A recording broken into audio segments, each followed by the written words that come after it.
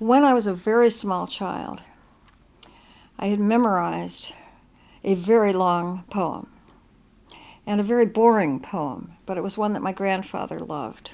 It was a poem by William Cullen Bryant.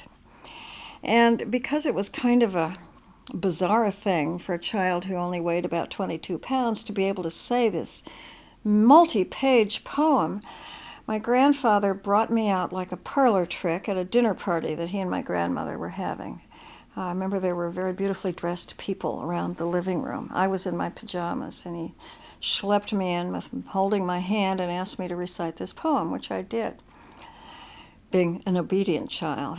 And many years later, when I was in college, actually, at Brown, I got a letter from a Philadelphia lawyer telling me that a man named Biddle had died in Philadelphia. Biddle is a very prominent name in Pennsylvania. And this man had been a guest, apparently, at my grandfather's dinner party. And he had left 0.5% of his estate to the little girl who had recited Thanatopsis in her grandfather's living room while wearing pajamas with feet.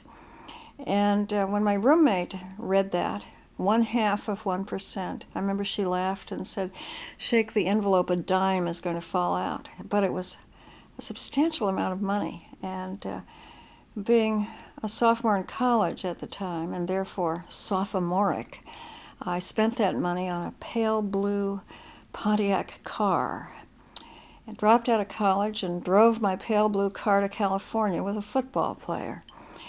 That's my confession. That's my history as a lover of poetry, how it paid off in the end in a bizarre way.